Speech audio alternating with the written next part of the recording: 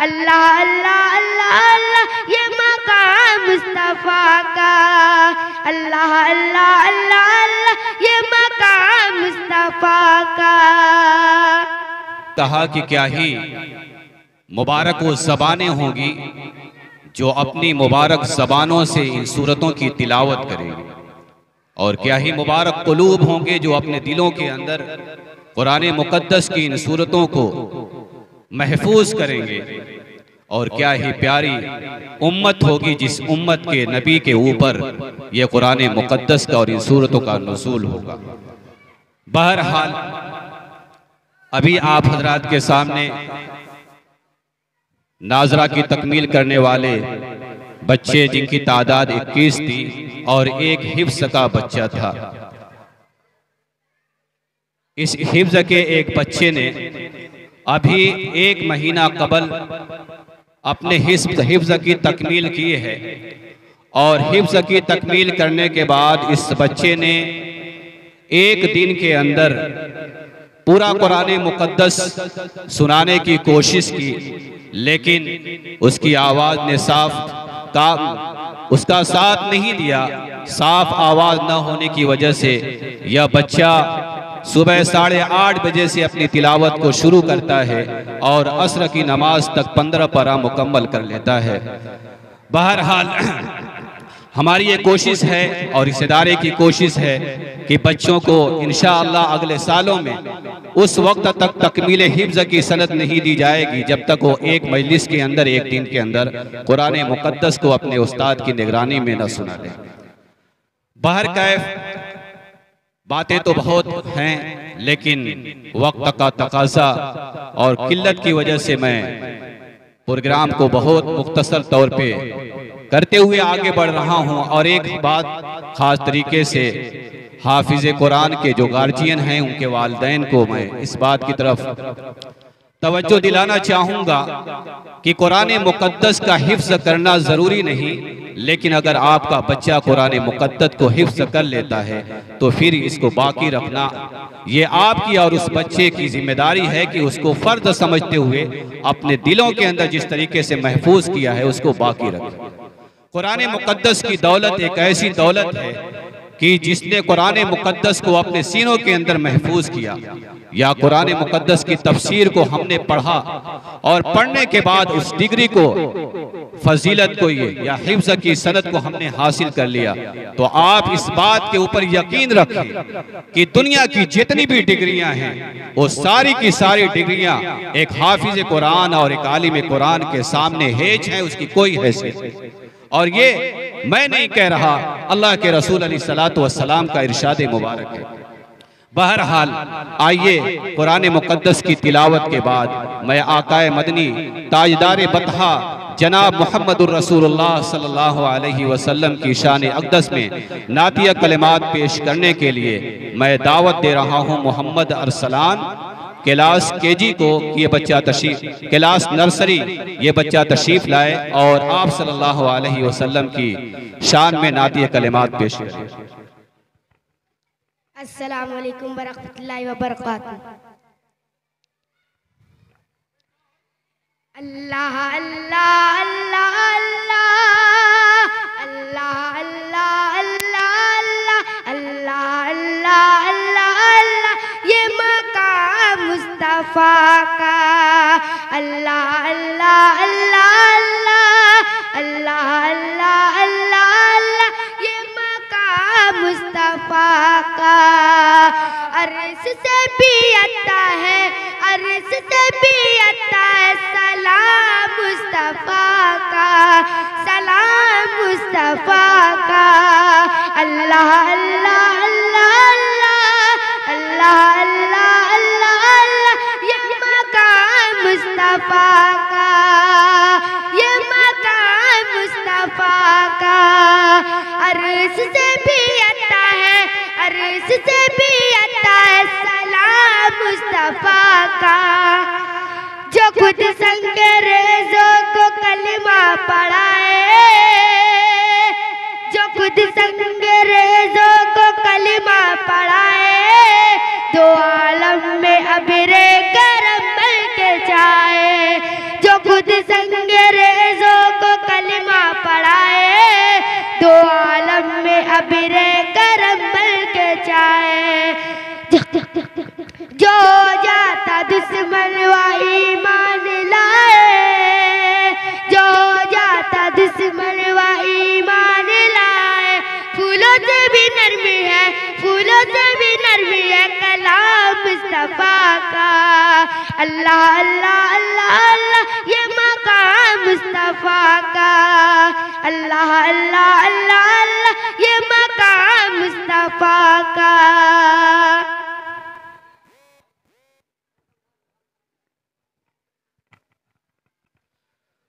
नातिया कलिमात के बाद अब मैं तकरीर के लिए दावत दे रहा हूं मोहम्मद आबान दर्जा सोम, ये तशरीफ लाएं और इल्म की अहमियत क्या है, इल्म दीन की क्या अहमियत है, इस मौजू पर ये बच्चा अपनी तकरीर पेश करें।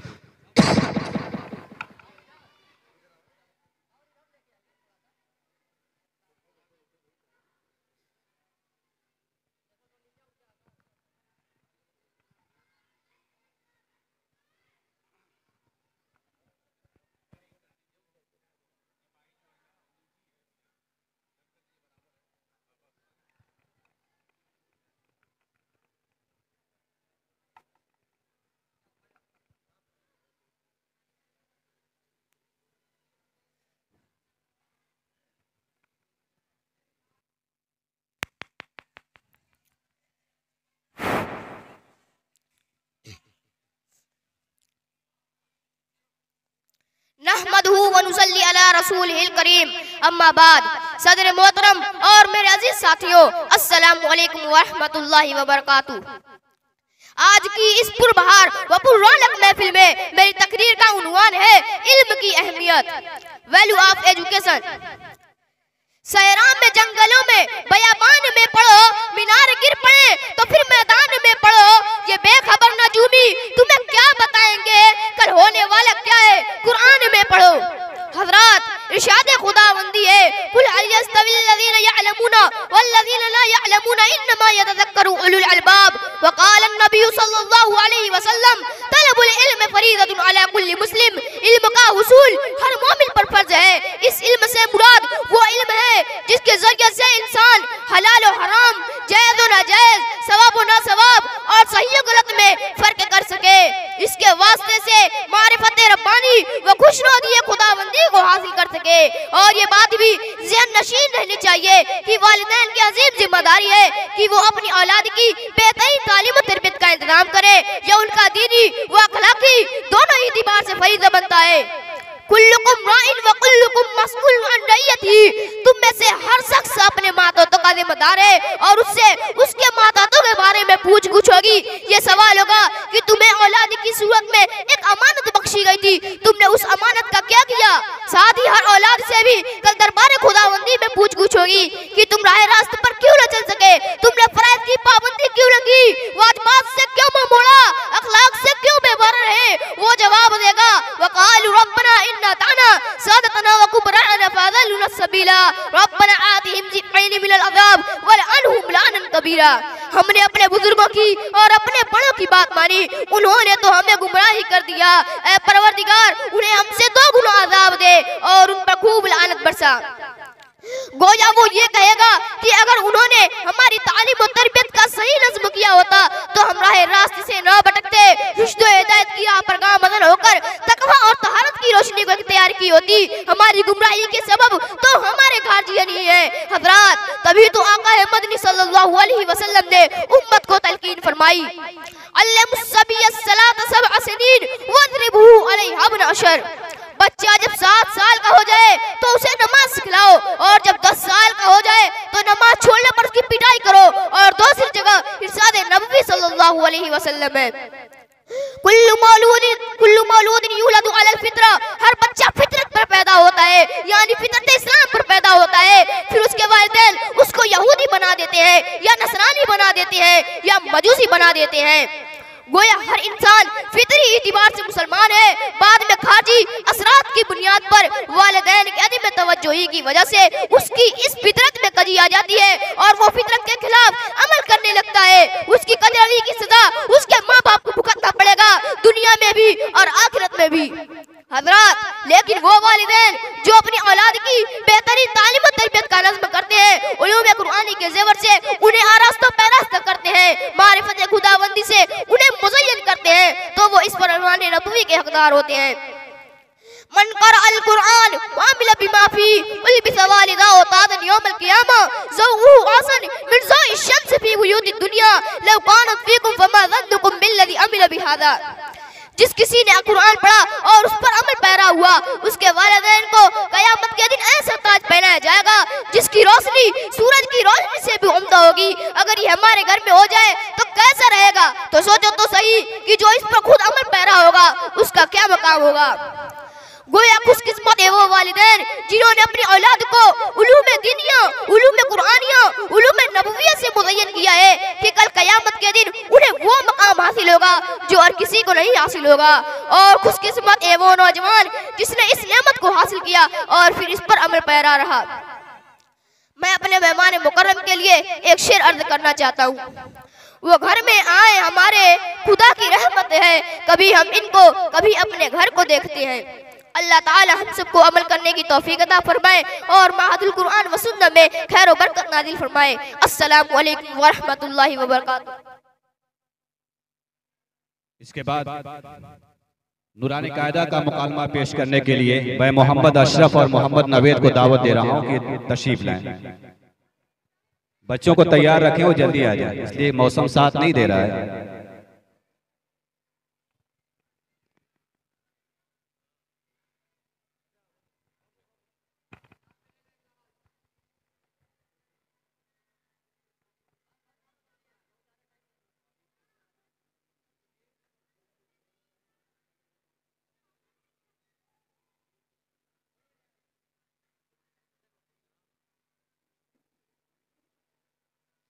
अस्सलामु अलैकुम व रहमतुल्लाहि व बरकातुहू। वालेकुम अस्सलाम व रहमतुल्लाहि व बरकातुहू। जनाब आली खैरियत से हैं? अल्हम्दुलिल्लाह मैं खैरियत से हूँ।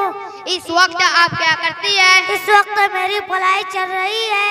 आप कहाँ पे ज़ेरे तालीम है? मैं माहदुल कुरान व सुन्नत दर्जत फाल अलिफ में ज़ेरे तालीम हूँ। आप वहाँ क्या पढ़ती हैं? कलीमा और दुआए मासूरा, निज दीन की जरूरी और अच्छी बातें। नूरानी कायदा पढ़ने से क्या फायदा? उससे कुरान मजीद अच्छे अंदाज से पढ़ने की मशक होती है। मैं आपसे नूरानी कायदा के मुताल्लिक कुछ सवालात करना चाहता हूँ, क्या आप जवाब देंगे? इंशाअल्लाह जरूर जवाब दूंगा। नूरानी कायदा में कुल कितनी तख्तियाँ हैं? नूरानी कायदा में कुल 28 तख्तियाँ हैं। तख्ती नंबर 12 किसके बयान में? कलकला के बयान में। कलकला कब होगा, मिसाल देकर बताओ। काफ्ता बाजीदा पर जज्म हो तो कलकला होगा। यजअल लक़द खलक़ना अत्तअमना। गुन्ना किसे कहते हैं? नाक में थोड़ी देर आवाज को रोकने को गुन्ना कहते हैं। गुन्ना की कोई मिसाल देकर हिज्जे करो। अम्मा ऐन मीम ज़बर अम, मीम ज़बर मा, अम्मा। मेरे भाई आपका बहुत बहुत शुक्रिया कि आपने मेरे सवालों का जवाब दिया। अस्सलामु अलैकुम व रहमतुल्लाहि व बरकातुहू। वालेकुम अस्सलाम व रहमतुल्लाहि व बरकातुहू। अब दूसरा मुकालमा नूरानी कायदा का अलीना रिजान और फातिमा फिरदौस, ये दोनों बच्चियां पेश करेंगे। इसके बाद फिर तीसरा प्रोग्राम है तकरीर, प्यारे नबी सल्लल्लाहु अलैहि वसल्लम कैसे थे, मोहम्मद उनैस, ये तैयार रहे।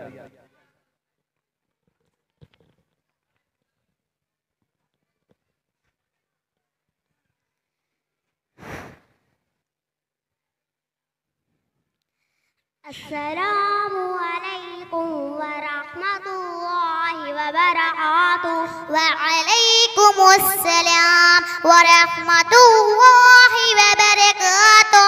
खैरियत से हैं? अल्हम्दुलिल्लाह खैरियत से हूँ। क्या मैं आपसे नूरानी कायदा के मुताल्लिक कुछ सवालात कर सकती हूँ? जी सवाल कीजिए, इंशाअल्लाह जवाब देने की कोशिश करूँगी। नूरानी कायदा पढ़ने से क्या फायदा है? इससे कुरान मजीद अच्छे अंदाज से पढ़ने की मश्क होती है। मुफरदात किसको कहते हैं? अलग अलग हुरूफ को मुफरदात कहते हैं। मुफरदात के कुल कितने हुरूफ है? मुफरदात के कुल 29 हुरूफ है। मुरक्कबात किसको कहते हैं? मिले हुए हुरूफ को मुरक्कबात कहते हैं। हमजा की कितनी शक्लें हैं और कौन कौन? हमजा की 4 शक्लें हैं। नंबर 1 हमजा अपनी शक्ल में, नंबर 2 हमजा अलिफ की शक्ल में, नंबर 3 हमजा वाव की शक्ल में, नंबर 4 हमजा या की शक्ल में। हरकत किसको कहते हैं? ज़बर ज़ेर पेश को हरकत कहते हैं। ज़बर ज़ेर पेश को कैसे पढ़ेंगे? ज़बर ज़ेर पेश को जल्दी पढ़े, थोड़ा भी न खींचे। हुरूफ़े मद्दा कितने हैं और कौन कौन? हुरूफ़े मद्दा 3 है। नंबर 1 अलिफ मद्दा, नंबर 2 या मद्दा, नंबर 3 वाऊ मद्दा। हुरूफ़े मद्दा की कोई मिसाल देकर हिज्जे कीजिए। नून ईहा, नून वाऊ पेश नू, आया ज़ेर ई, नू ई हा अलिफ ज़बर हा, नू ई हा। इज़हार किसको कहते हैं? नून को ज़ाहिर करके बिला गुन्नह के जल्द पढ़ने को इज़हार कहते हैं। साकिन किसको कहते हैं और जज़्म वाले हर्फ को कैसे पढ़ेंगे? जज़्म वाले हर्फ को साकिन कहते हैं। जज़्म वाले हर्फ को पीछे वाले हर्फ से मिलाकर पढ़ेंगे। मेरी बहना आपका बहुत बहुत शुक्रिया। आपने बड़े अच्छे अंदाज में मेरे सवालों का जवाब दिया है। जज़ाकल्लाहु खैरा। जी ये सब मेरे उस्ताद मोहतरम की करम फरमाई है। अस्सलामु अलैकुम व रहमतुल्लाहि व बरकातुहू। व अलैकुमुस्सलाम व रहमतुल्लाहि व बरकातुहू। यग़फिरुल्लाहु लना व लकुम। मोहम्मद उन्नीस तशरीफ लाएं। नहमदहू व नुसल्ली अला रसूलिहिल करीम। अम्मा बाद, हाज़रीन जलसा सदर मोहतरम, मेरी तकरीर का उन्वान है प्यारे नबी कैसे थे। बन के तौहीद के गुलशन की कली बोलूंगा, बस यही सोच के किस्मत है भली बोलूंगा। तुम जान से मार दो मुझको, है यही हल वरना तुम जुबा काट भी दो, फिर भी मैं नबी बोलूंगा। हजरात मैं हैरान हूँ, बात कहाँ से शुरू करूँ, क्या बयान करूँ, क्या न किसे बयान करूँ, किस तरह बयान करूँ। वो ज़बान, वो ताकत, वो सलाहियत, वो इस्तिदाद कहाँ से लाऊं जिससे नबी करीम सल्लल्लाहु अलैहि वसल्लम के औसाफ़े कामिला, अखलाक़ फाज़िला और ख़ज़ाइल हमीदा के बयान करने का हक अदा हो सके। हजार बार बुशोयम देहनो जमुश्को गुलाब हुनूज नामे तू गुफ्तन कमाले बेअदबिस्त। आपका हुलिया मुबारक बयान करूं, आपकी कामत ज़ेबा का तज़किरा करूं।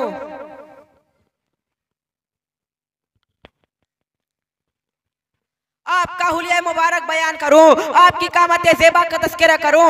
आपकी उंगलियां, आपके हाथ पाँव, आपके बाल, आपकी रिशे मुबारक का तज़किरा करूं। आपकी मोहरे नबूवत बताऊं, आपकी चाल, आपकी रफ्तार, आपका अंदाज़े गुफ्तगू बयान करूं। आपके सोने जागने, उठने बैठने, खाने पीने और रहन सहन को बताऊं। अपनों और गैरों के साथ सुलूक व बर्ताव की बात करूं। इंसानियत की फलाह व बहबूद के लिए आपकी बेचैनी, इस्तिराब और मेहनतों कोशिश का तज़किरा करूं। आपकी ज़ौक़ इबादत और शौक़ शहादत को बताऊं। आपके इमाम रसूल, सरताज औलिया, सैयदुल अव्वलीन वल आखिरीन और अफजल कायनात होने को बयान करूं। मेरे अजीजों, बयान करने की तो हर चीज़ है और बयान की भी गई है और क़यामत तक बयान की जाती रहेगी।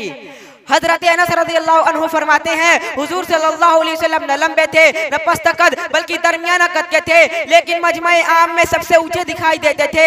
रंग न बिल्कुल चूने की तरह सफेद न बिल्कुल गंदम को के सावलापन आ जाए, बल्कि 14वीं रात के चाँद से ज्यादा रोशन पुरनूर और मलाहत लिए हुए था।